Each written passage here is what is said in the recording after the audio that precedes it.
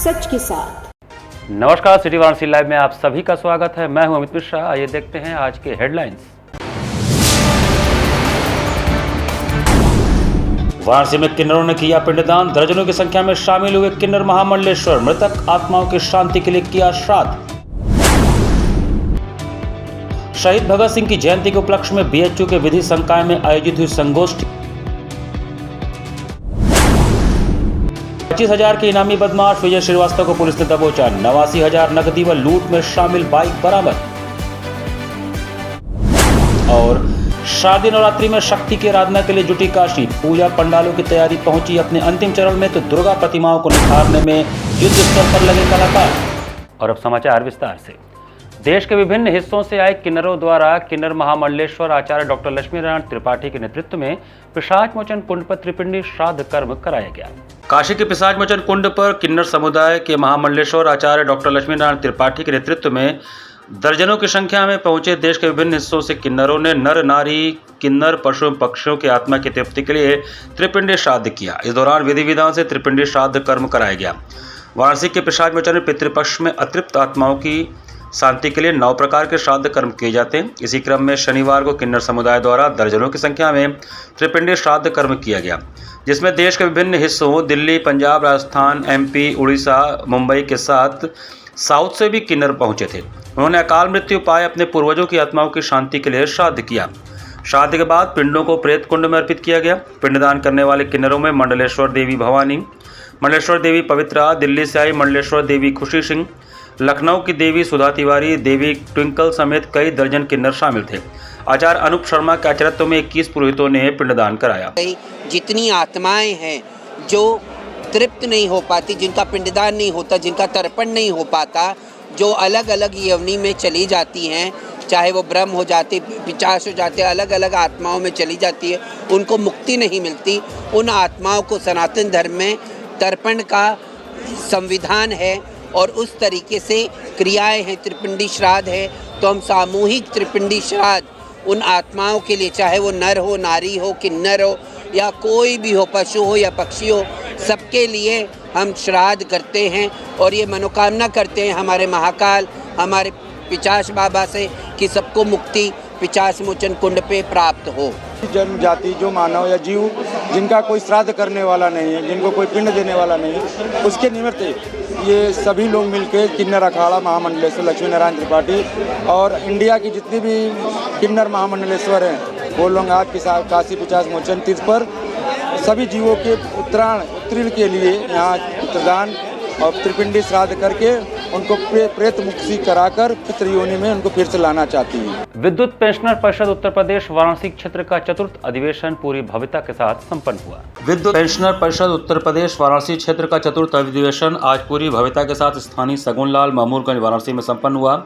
2 सत्रों में चले महाधिवेशन के खुले सत्र का उद्घाटन वाराणसी, चंदौली, गाजीपुर, जौनपुर से आए बड़ी संख्या में पेंशनरों, पारिवारिक पेंशनरों, वरिष्ठ पदाधिकारियों, विभिन्न संगठनों के प्रतिनिधियों की भारी संख्या में उपस्थिति के बीच पूर्वाह्न 11 बजे मुख्य अतिथि माननीय रविंद्र जायसवाल, राज्य मंत्री स्टाम्प एवं न्यायालय शुल्क उत्तर प्रदेश सरकार द्वारा दीप प्रज्वलित करके किया गया।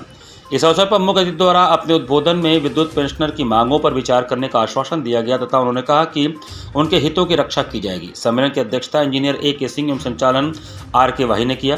परिषद के महासचिव अतिन गांगुली द्वारा 11 सूत्रीय मुख्यमंत्री को संबोधित मांग पत्र दिया गया। विभिन्न संगठनों के प्रतिनिधियों ने अपने विचार रखते हुए मांगों का समर्थन किया।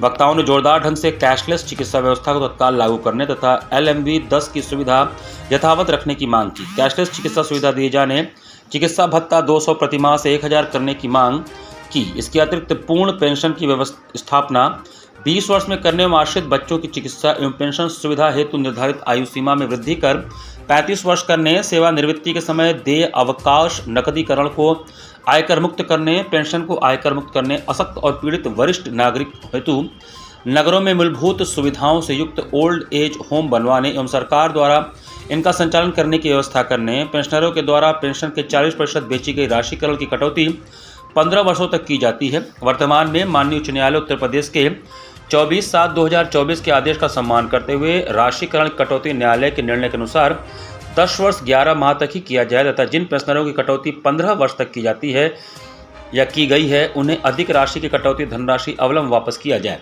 अधिवेशन के अंतरंग सत्र में महासचिव द्वारा विगत सत्र में किए गए कार्यों का विवरण प्रतिवेदन के रूप में प्रस्तुत किया गया। सम्मेलन में वित्त सचिव द्वारा आय व्यय का रिपोर्ट प्रस्तुत किया गया। सम्मेलन में वरिष्ठ नागरिकों को अंगवस्त्रम एवं अतिथियों को स्मृति चिन्ह देकर सम्मानित किया गया। सम्मेलन में सरदार भगत सिंह जी की जन्म जयंती पर उन्हें श्रद्धा सुमन अर्पित किया गया। अंत में दिवंगत नागरिकों को 2 मिनट मौन रखकर श्रद्धांजलि अर्पित किया गया। सम्मेलन में नए कार्यकारिणी का गठन किया गया। अधिवेशन को प्रबंध निदेशक IAS शंभू कुमार ने अपने स्तर पर मांगों को निस्तारण का भरोसा दिलाया। निदेशक कार्मिक प्रबंधन एवं प्रशासन ERK जैन परिषद के प्रांतीय अध्यक्ष इंजीनियर भारत भूषण गोयल, प्रांतीय महामंत्री इंजीनियर कप्तान सिंह सहित इंजीनियर पृथ्वीपाल सिंह, अवधेश मिश्रा, RK वाही, RV सिंह, मायाशंकर तिवारी, अंकुर पांडे, आशाराम पाठक, SLR गुप्ता, चंदेश्वर सिंह, अयोध्या प्रसाद शुक्ला, ज्ञानेन्द्र सिंह, KM श्रीवास्तव आदि ने संबोधित किया। विद्युत वितरण के जो पेंशनर हैं उनका एक 2 दिवसीय पंचम अधिवेशन का यहाँ उद्घाटन किया गया है। यहाँ बनारस के अंदर हजारों संख्या में रिटायर लोग हैं जो पेंशन लेते हैं। उन्होंने इकट्ठा होकर के अपने सम्मेलन करते हैं। कुछ बातें उनकी रहती है, शासन से भी अपेक्षा रहती है। उन्होंने अपने को विषय रखा है, उनके समाधान के लिए प्रयास करेंगे। आयुष्मान कार्ड का भी बोल रहे हैं, क्या खास है? आज से उत्तर प्रदेश में बनारस में भी सहित हर जगह 70 साल प्लस वालों का आयुष्मान कार्ड बनना शुरू हो गया है। जो लोग सरकारी नौकरी में रहे उनके लिए भी, जो भी प्राइवेट है उनको भी, किसान हो, व्यापारी हो, मजदूरा हो, सभी 70 साल वालों का आयुष्मान कार्ड बन रहा है। मैं आपके माध्यम से कहना चाहता हूँ सभी लोगों से कि अपने अपने CSC PSC जा करके अपना आयुष्मान कार्ड बनाने की कोशिश करें। एक माध्यम है हम सारे लोगों को मिलने का, चूँकि पेंशन आज की तारीख में कोषागार से मिलती है, सीधे खाते में चली जाती है, लोग मिल नहीं पाते हैं। इसलिए एक सम्मेलन का आयोजन करके आपस में मिलने जुलने का एवं प्रशासन के माध्यम से अपनी मांगों को ऊपर तक पहुंचाने का ये कार्यक्रम रखा गया है।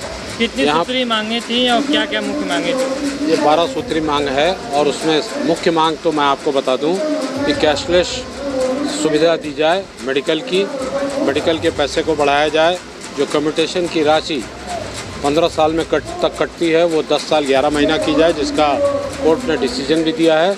ये सारी मुख्य मांगें हैं एवं अन्य मांगों के साथ साथ हम अपनी मांग को रख रहे हैं और आशा करते हैं कि ये प्रदेश सरकार इन सारी बातों को तो BHU के संकाय सभागार में शहीद भगत सिंह जी की जयंती के उपलक्ष्य में महामना मालवीय का योगदान, प्रभाव एवं संभावनाएं विषयक भाषण प्रतियोगिता का आयोजन किया गया। शहीद भगत सिंह जी की जयंती के उपलक्ष्य पर शनिवार को विधि संकाय BHU के संकाय सभागार में महामना मालवीय का योगदान, प्रभाव एवं संभावनाएं विषय पर भाषण प्रतियोगिता का आयोजन किया गया। कार्यक्रम की प्रथम कड़ी में स्वागत संबोधन विधि संकाय प्रमुख प्रोफेसर CP उपाध्याय द्वारा दिया गया। कार्यक्रम में निर्णायक की भूमिका में doctor Sneha Tripathi, doctor Supriya Shah, professor Anees Patel एवं डॉक्टर KN शर्मा रहे। कार्यक्रम में विधि संकाय के 80 से अधिक छात्र छात्राओं ने प्रतिभाग किया। कार्यक्रम का लक्ष्य संकाय में नव प्रवेशित छात्र छात्राओं को महामना जी के जीवन एवं विचारों के विषय में अध्ययन करने का एवं अपने वाक कौशल का प्रदर्शन करने का अवसर प्रदान करना था। छात्र छात्राओं ने अवसर का लाभ बढ़ चढ़ कर उठाया। उपस्थित श्रोताओं ने पूर्ण मनोयोग से प्रतिभागियों का मनोबल बढ़ाया। कार्यक्रम का संयोजन प्रोफेसर क्षेमेंद्र मणि त्रिपाठी, विधि संकाय BHU ने किया। कार्यक्रम के आयोजन में देवांश, हिमांशु, आदित्य, आशीष, शालिनी, समीक्षा, उमा, श्रेया, अर्चना, प्रिशा आदि की महती भूमिका रही।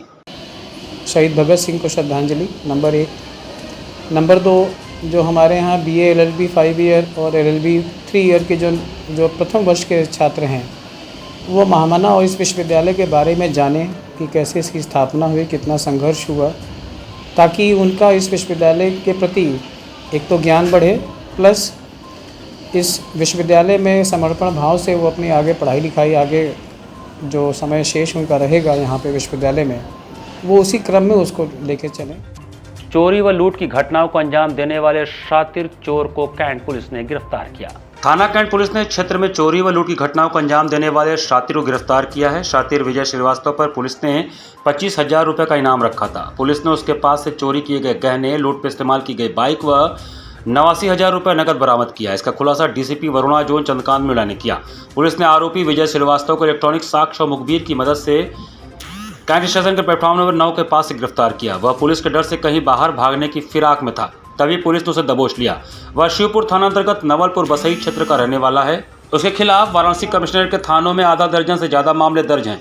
हाल फिलहाल में पुलिस को 2 मामलों में उसकी तलाश थी। पहली घटना 17 जून 2024 की है, जब सरसौली के निवासी विजय कुमार सिंह की पत्नी घर के मुख्य द्वार पर ब्रश कर रही थी। उसी दौरान एक बाइक सवार युवक जिसने गमछे से अपना चेहरा ढक रखा था, उनसे वीर बहादुर सिंह के घर का पता पूछने के बहाने उनकी सोने की चेन खींचकर फरार हो गया। इस मामले में कैंट थाने में FIR संख्या 222/2024 धारा 392 के तहत केस दर्ज किया गया था। दूसरी घटना 12 अगस्त 2024 की है, जब रेखा देवी नामक महिला अपने रिश्तेदार से मिलकर वापस घर आई तो देखा कि उनके घर के पीछे का दरवाजा टूटा हुआ था और अलमारी से 50,000 रुपये नकद व सोने चांदी के कीमती आभूषण चोरी हो गए थे। इस घटना के आधार पर FIR संख्या 0308/2024 धारा 305 BNS के तहत मामला दर्ज किया गया। कैंट का 2 FIR थी। इसी साल जून में एक छलैती घटना हुई थी, एक महिला की इसकी चेन छीन ली गई थी एड्रेस पूछने के बहाने, और विगत माह जो है एक घर में नकबजनी हुई थी। इसी को लेकर खुलासा हुआ है। इसमें जो अभियुक्त है उसका नाम विजय श्रीवास्तव है, जो पांडे विहार थाना शिवपुर का रहने वाला है। इससे जो है हमें कैश बरामद हुआ है 89,000 इन घटनाओं को लेकर, और कुछ ज्वेलरी बरामद हुई है जो 2 लाख से ज़्यादा उसकी वैल्यू है। इन्हीं को आज जेल भेजा जा रहा है और इनका काफ़ी पुराना भी इतिहास है, तो उसके संबंध में छानबीन कर रहे हैं कौन कौन है जो इनकी बेल कराते थे। उस पर भी हम कार्रवाई करेंगे और बेल कैंसिलेशन की कराएंगे हम लोग, और इनके खिलाफ ऐसी कार्रवाई की जाएगी। शुक्रवार को यूनियन बैंक के दर्जनों शाखाओं में हड़ताल के चलते कामकाज ठप रहा। यूनियन बैंक में शुक्रवार को हड़ताल होने के कारण दर्जनों भर शाखाओं में कामकाज ठप हो गया।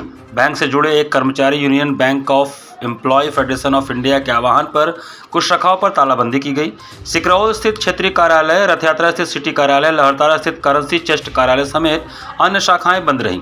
कर्मचारियों ने सिटी कार्यालय समेत कुछ शाखाओं के मुख्य द्वार पर तालाबंदी कर दी, जिस कारण बैंक अधिकारी और अन्य कर्मचारी, यूनियनों से जुड़े पदाधिकारी व सदस्य भी बैंक में प्रवेश नहीं कर पा रहे थे। Bank employees federation of India Uttar Pradesh के महासचिव शिवनाथ यादव एवं संयुक्त मंत्री रितेश शर्मा ने कहा कि बैंक में 12 साल से कई पदों पर भर्ती बंद है, जिससे काम का बोझ बढ़ता जा रहा है और बेरोजगारी की समस्या बढ़ रही है। रथ यात्रा समेत अन्य शाखाओं पर प्रदर्शन में मिथिलेश कुमार, श्रवण कुमार, अरविंद यादव, अमित विश्वकर्मा, गोविंद दुबे, इरफान, सुशील कुमार, दीपक यादव, चेतन श्रीवास्तव आदि मौजूद रहे। स्तर पर जो 3-4 यूनियनें हैं, all India union bank employees federation, all India union staff federation और नेशनल ऑर्गेनाइजेशन ऑफ वर्कर्स, इन तीनों की एक संघर्ष समिति बनी है। संघर्ष समिति ने आह्वान किया है कि जो हमारे मांग पत्र है उस पर वार्ता किया जाए, लेकिन यूनियन बैंक का प्रबंधक वार्ता करने को तैयार नहीं है और मांग मानने को तैयार नहीं। दिवस पर हम लोगों को हड़ताल पर आना पड़ा है। जो मुख्य मांगे हैं कि 12 साल से चपरासी की भर्ती नहीं हो रही है, 3 साल से बैंक ने कह दिया लिपिक हमें चाहिए ही नहीं, तो भर्ती न होने से काम का बोझ बढ़ रहा है लिपिक पर, और लिपिक का बोझ बढ़ने से अधिकारी और लिपिक में संघर्ष होता है। अधिकारी के ऊपर काम बढ़ता है तो आत्महत्या कर ले रहे हैं। इन परिस्थितियों में हमारा काम करना दूभर हो रहा है। हम बैंक प्रबंधन से मांग करते हैं कि अधिक से अधिक नियुक्ति प्रक्रिया जारी किया जाए। कैजुअल वर्कर्स हैं जो डेली वेजर्स हैं, उनको पर्याप्त सुविधा दिया जाए और उनको परमानेंट किया जाए। यहाँ पर वक्त चला छोटे से ब्रेक का। बने रहिए सिटी वाराणसी लाइव के साथ। वाराणसी लाइव, सच के साथ।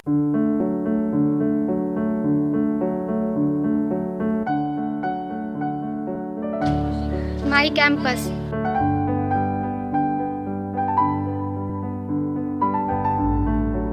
माई classroom, my library,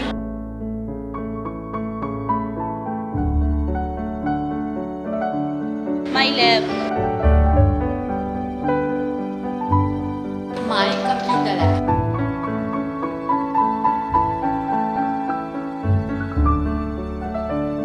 this is our playground.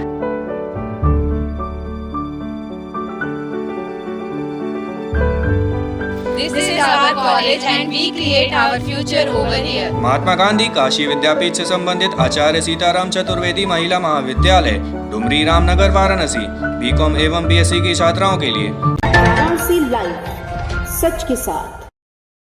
Break के बाद आपका स्वागत है। रामनगर की रामलीला के 11वें दिन भरत का ननिहाल लौटने पर माता के कुकृत्य पर उनकी भर्त्सना तथा भगवान राम को मनाने के लिए वन गमन की लीला का मंचन हुआ। वाराणसी के रामनगर की रामलीला विश्व प्रसिद्ध है। यह रामलीला उतनी अनूठी है, इतने ही खास इसे देखने वाले भक्त हैं जो बीते कई दशकों से इस अद्भुत लीला को देखने यहाँ आते हैं। आधुनिकता के दौर से अलग आज भी पेट्रोमैक्स की रोशनी में बिना स्टेज और साउंड सिस्टम के यहाँ रामलीला का मंचन होता है। शुक्रवार को रामनगर के रामलीला का 11वां दिन था। भक्तों की भारी भीड़ पहुंची थी। सभी लीला शुरू होने का इंतजार कर रहे थे। तभी लीला स्थल पर तेज आवाज़ गूंजती है, चुप रहो सावधान। और यही आवाज़ है लीला के शुरू होने की। हजारों की भीड़ एकदम शांत होकर लीला सुनने लगती है। रामनगर की रामलीला में शुक्रवार को 11वें दिन के प्रसंग के मुताबिक भरत ननिहाल से लौटे तो कैकेयी से अयोध्या का हाल पूछने लगे। कैकेयी ने बताया कि सब मैंने ठीक कर दिया है, बस एक काम विधाता ने बिगाड़ दिया। महाराज दशरथ सुरधाम चले गए। भरत कैकेयी पर फट पड़े। जब पता चला कि ये सारा खेल मंथरा का है तो शत्रुघ्न उसकी चोटी पकड़कर जमीन पर पटक देते हैं। कौशल्या ने समझाया कि होनी को कोई नहीं टाल सकता। गुरु वशिष्ठ ने भी समझाया। वह परिजनों को लेकर श्री राम को मनाने वन की ओर चल पड़े। भरत को आता देख निषाद राज का दूत सेना के साथ भरत के आने की सूचना देता है तो वह अपना धनुष बाण मंगा लेते हैं, लेकिन भरत से मिलकर उनका भ्रम दूर हो जाता है। निषाद राज भरत के साथ सबको लेकर गंगा दर्शन कराते हैं। भरत गंगा पार कर उस रास्ते सिर नवाते आगे बढ़े जिधर से राम गुजरे थे। सभी भारद्वाज मुनि के आश्रम पहुंचते हैं। भोजन के बाद सभी यहीं विश्राम करते हैं। यहीं आरती के साथ लीला को विराम दिया गया। यहाँ की पुरानी परंपरा है। ये विश्व प्रसिद्ध लीला है। 3 कोस में लीला लगभग होती है। हर जितना रामचरितमानस में जगह है उतना यहाँ पर जगह है। इतनी लीला होती है, इतनी जगह। 3 अक्टूबर से शुरू हो रहे शारदीय नवरात्र में शक्ति की आराधना के लिए काशीवासी युद्ध स्तर पर जुट गए हैं। शारदीय नवरात्रि इस बार 3 अक्टूबर से शुरू हो रहा है और इस अवसर पर पूजा पंडालों की तैयारी तेजी से चल रही है। पिछले कई महीनों से दुर्गा पंडालों में स्थापित होने वाली प्रतिमाओं को तैयार करने में जुटे हुए हैं कारीगर, जिनमें मिट्टी, जूट, नारियल और प्राकृतिक सामग्री का इस्तेमाल किया जा रहा है। शिव की नगरी काशी में शक्ति की उपासना का दौर तो हमेशा चलता है, लेकिन नवरात्र के समय शहर में स्थापित होने वाले 175 पंडाल श्रद्धा के इस ज्वार को ऊंचाइयों तक पहुंचाने का कार्य करते हैं। भक्त सुबह से लेकर देर रात तक माता की भक्ति में लीन रहते हैं। अपने परिवार के साथ मां से आशीर्वाद की कामना करते हैं। विशेष बात यह है कि वाराणसी में मूर्तिकारों के पास दर्जनों सहयोगी होते हैं। इसके साथ ही अन्य शहरों कारीगरों को भी 6 महीने पहले से सहयोग के लिए बुलाया जाता है। हालांकि इस बार महंगाई का असर दुर्गा प्रतिमा के निर्माण पर भी देखने को मिल रहा है, जिससे आस्था और श्रद्धा के बीच कुछ बाधाएं उत्पन्न हो रही हैं। भक्तों के उत्साह के बावजूद बढ़ती कीमतों ने निश्चित रूप से उन्हें परेशान किया है। मूर्तिकारों के अनुसार कच्चे माल की कीमतों में वृद्धि, रंग रोगन की महंगाई और मजदूरी की बढ़ी दरों ने इस बढ़ोतरी को प्रभावित किया है। कोलकाता से विशेष रूप से मंगाई जाने वाली मिट्टी और श्रृंगार सामग्री से प्रतिमाओं के चेहरे को निखारने का काम किया जा रहा है। मूर्तिकारों ने बताया कि मिट्टी गुणवत्ता परखने के बाद ही इसका इस्तेमाल किया जाता है। मूर्तियों की रंगाई में खड़िया, मिट्टी, गेरू और हल्के रंगों का उपयोग किया जा रहा है, जिससे विसर्जन के बाद पानी में अशुद्धि या संक्रमण फैलने की संभावना नगण्य रहती है। देखिए, थीम पे जैसे है कृष्ण जी का है, आपका नौचंडी का है, वैष्णो संगम का है और आधा दुर्गा आधा काली का है, सब मिला जुला के। आर्टिफिशियल वर्क कुछ नहीं है, जो मंत्र द्वारा जो है वो उसी में बनाया गया है। कोई आर्टिफिशियल काम हम लोग नहीं करते हैं। हमारे यहाँ जो प्रतिमा बनाने का जो व्यवस्था होता है, ये हम लोग चैत के नवरात्र से आरंभ करते हैं। पहले नवरात्र के दिन माता का जो है बांस, लकड़ी, तख्ता जो भी लगता है, इन सबों को हम लोग पहले व्यवस्था करते हैं और फिर अष्टमी या नवमी से माँ दुर्गा का काठाम ठोक कर जो है प्रतिमा निर्माण का कार्य आरंभ हो जाता है। इसमें क्या लगता है? प्रतिमा बनाने में देखिए, सबसे पहले हम लोग को गंगा की मिट्टियों की आवश्यकता होती है। ये हम लोगों को लेना पड़ता है गंगा घाट से, थोड़ा सा लेबर ओबर लगाकर। घाट सफाई होने के बाद जो थोड़ा बहुत कोने कतड़ी में बच जाता है, वो सब मिट्टियाँ हम लोग उठा लाते हैं उसी से गंगा, क्योंकि गंगा की मिट्टी अगर नहीं लगाएंगे तो हम लोग की मूर्तियों में ये जो आप जो सुंदरता देख रहे हैं, जो फिनिशिंग वगैरह देख रहे हैं, ये गंगा की मिट्टी का ही देन है जो बन रहा है। और बात की जाए दादा कलर, जी, कलर कौन सा डालते हैं? पानी में आराम से धुल भी जाए, दिक्कत नहीं। हम लोग का देखिए, सबसे पहला रंग लगता है खड़िया मिट्टी, जो हम लोग कलकत्ता से मंगाते हैं। वो छोटे छोटे बोरी में आती है, उसी कलर से हम लोग। उसके बाद आपका सिंदूर है, बहुत से रंग हैं, पीले रंग हैं, ये सब हर्बल कलर हम लोग का आवाहमान से यूज होता चला आ रहा है। जो बहुत पहले सतयुग से जो कलर चल रहा है, आज वही रंग का ही, उसी रंग रोगन से ही प्रतिमाओं को रंगा जाता है। कोई हर्बल कलर बोला जाए तो जो आराम से धुल जाए पानी। जी जी जी, इको फ्रेंडली जो होता है। काली मठ संगीत समारोह की दूसरी निशा में मेवे से मां काली के अद्भुत श्रृंगार के बीच गायन, वादन, नृत्य की त्रिवेणी बही। मां काली का दरबार संगीत की सौलहरियों के साथ ही भक्तों के जयकारे से गूंज उठा। कलाकारों ने गायनवाद और नृत्य के जरिए माता के चरणों में हाजिरी लगाई। मध्यरात्रि तक भक्ति संगीत और भजनों की गंगा में संगीत साधुओं के साथ श्रद्धालु भी गोते लगाते रहे। मां काली का पंचमेवा से श्रृंगार किया गया। शुक्रवार की शाम को संगीत समारोह में डॉक्टर ममता टंडन की शिष्या मानवी सिंह, श्रुति सेठ, व्याख्या श्रीवास्तव, अनुकृति व सांबी सेठ ने समूह कथक नृत्य से गणेश वंदना के साथ शुरुआत किया। इसके बाद जय जय जगजननी के साथ पारंपरिक कथक की प्रस्तुति करते हुए दादरा में राधा कृष्ण पर आधारित भाव नृत्य छोड़ो मोरी भैया कनाई पेश किया। नृत्य के दौरान उन्होंने युद्ध क्षेत्र में घोड़े के दौड़ने की आवाज़ और बारिश की आवाज़ घुंघरूं से निकाली तो श्रोता भी वाह वाह कर उठे। इसके पूर्व द्वितीय निशा में मंदिर के महंत परी ठाकुर प्रसाद दुबे ने माता काली को पंचामृत स्नान कराकर नूतन वस्त्र आभूषण से सुसज्जित कराया। इसके बाद काजू, किशमिश, बादाम, छुआरा, मखाना और नारियल से बनी माला से मां का श्रृंगार किया गया। प्रधान पुजारी पंडित विकास दुबे, काका गुरु ने आरती उतारी। सायंकाल भाजपा संस्कृति प्रकोष्ठ के संयोजक गीतकार कन्हैया दुबे, केडी के संयोजन में सुप्रसिद्ध सितार वादक पंडित देवव्रत मिश्र एवं पंडित कृष्ण मिश्रा की पिता पुत्र की जोड़ी ने सितार पर युगलबंदी की।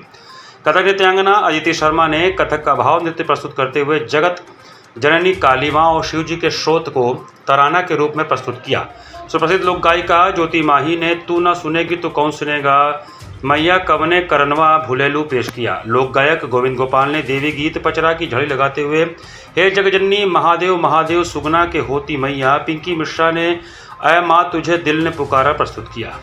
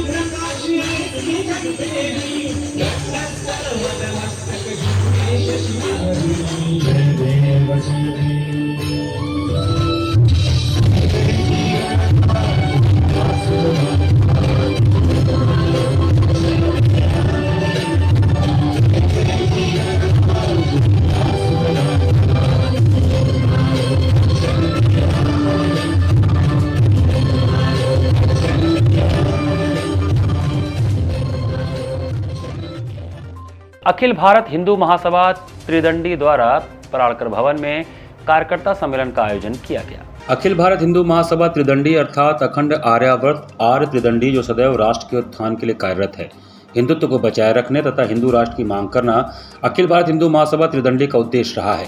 आज काशी स्थित पराड़कर भवन मैदागिन वाराणसी में अखिल भारत हिंदू महासभा त्रिदंडी के राष्ट्रीय मंत्री प्रदीप सोनी की अध्यक्षता में कार्यकर्ता सम्मेलन का आयोजन किया गया, जिसमें पूर्वांचल के आसपास के सभी जिलों के पदाधिकारी उपस्थित रहे। मुख्य अतिथि राष्ट्रीय अध्यक्ष ऋषि द्विवेदी ने बताया कि कार्यकर्ता सम्मेलन का उद्देश्य हिंदू राष्ट्र की मांग तथा हिंदुओं को जगाना है। लगातार हिंदुओं पर हो रहे हमले तथा उनकी धार्मिक भावनाओं को आहत किया जा रहा है। भारत के सटे अन्य देशों में भी हिंदुओं की स्थिति बहुत ही दयनीय है, जो बहुत ही विचारणीय है। हिंदू जो सदैव वसुधैव कुटुंबकम को मानते आ रहे हैं, आज उसी पर अत्याचारों की बौछार हो रही है। इसलिए हिंदू राष्ट्र की मांग और हिंदुओं के उत्थान के लिए अखिल भारत हिंदू महासभा की त्रिदंडी ने काशी में कार्यकर्ता सम्मेलन करके काशी सहित राष्ट्र के हर हिंदू को जगाने का प्रयास किया है।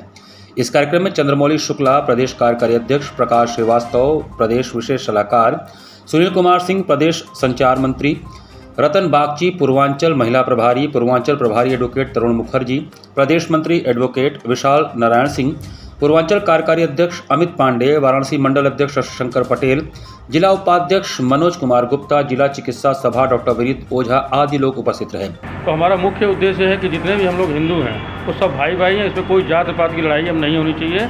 और इसके लिए हम लोग जो है रूट लेवल तक, मतलब गांव-गांव, गली-गली जाकर हमें हिंदुओं को जगाना है कि हम सभी लोग भाई हैं, इसमें कोई ना ऊपर है ना कोई नीचे है। इसमें आज भी आपको पद मिला है जिलाध्यक्ष का, आगे क्या करेंगे और किस तरह से लोगों को जोड़ेंगे? जैसे मैंने अभी बताया कि हमें गांव-गांव जाना है, गली-गली जाना है और हमारे जितने पदाधिकारी हैं हमें उन्हें मोटिवेट करना है कि आप भी और अपने साथ लोगों को जोड़िए कि वो भी गली गली जाएं और लोगों को जो है जागरूक करें कि हमें कोई जाति पाति नहीं अलग कर सकता है, हम हिंदू हैं। दरवीशार क्लब द्वारा भारत रत्न स्वर्गीय लता मंगेशकर जी का 95वां जन्मदिवस मनाया गया। दरवीशार क्लब के अध्यक्ष शकील अहमद जादूगर के नेतृत्व में भारत रत्न स्वर्गीय लता मंगेशकर जी का 95वां जन्मदिवस पितरकुंडला के कुंड पर मछलियों को चारा खिलाकर मनाया गया। कार्यक्रम का नेतृत्व कर रहे क्लब के अध्यक्ष शकील जादूगर ने कहा कि आज ही के दिन 28 सितंबर 1929 को लता मंगेशकर जी का जन्म मध्य प्रदेश के इंदौर शहर में पंडित दीनानाथ मंगेशकर घर हुआ था। आज लता जी हमारे बीच नहीं है, लेकिन उनकी यादें, उनके गीत हैं जो आज भी हमारे दिलों पर राज कर रहा है। उन्होंने कहा कि लता दीदी ने फिल्म इंडस्ट्री को अपने जीवन का 80 साल दिया और अपनी आवाज़ मीना कुमारी, मधुबाला, हेमा मालिनी, राखी, रेखा, नूतन और आखिरी समय माधुरी दीक्षित, श्रीदेवी जैसे एक्टरों को अपनी आवाज़ देकर बुलंदी तक पहुंचाया। आज उनके जन्मदिन पर हम उनको शिद्दत से याद कर रहे हैं। इस कार्यक्रम में हैदर मोहसिन, राजा मोहम्मद अली, मोहम्मद शाहिद, नारायण शर्मा, बफ्ती खान, फैसल राज जायसवाल, राहुल जायसवाल आदि शामिल थे। मैं भारत सरकार से मांग करता हूं आदरणीय प्रधानमंत्री जी से कि लता मंगेशकर जी के लिए इंदौर से एक ट्रेन चलाई जाए, जो वाराणसी काशी के लिए वो चलाई जाए। काशी धर्म नगरी है, बनारस एक धार्मिक नगरी है, उसके लिए इंदौर से उनके नाम से एक ट्रेन चलाई जाए। लता मंगेशकर जी जो उन्होंने 1962 को आए मेरे वतन के लोगों ज़रा याद करो कुर्बानी, जो शहीद हुए ज़रा याद करो कुर्बानी। जब चाइना से 1962 में जंग चल रही थी तो लता मंगेशकर जी ने ये गीत गाकर पूरे देश को जज्बात में ला दिया और इस देश के अंदर लोगों ने आँख नम हो गई लता मंगेशकर जी के इस गीत पर। आज उनको जो 2002 में भारत रत्न दिया गया और आज हम उनकी 95वें जन्मदिन मना रहे हैं। लता मंगेशकर जी आज हमारे बीच में नहीं है, लेकिन आवाज़ें हैं, उनके गीत हैं। इसी के साथ सिटी वाराणसी लाइव का ये संस्करण हमें समाप्त करते हैं। मुझे दीजिए आज्ञा, नमस्कार।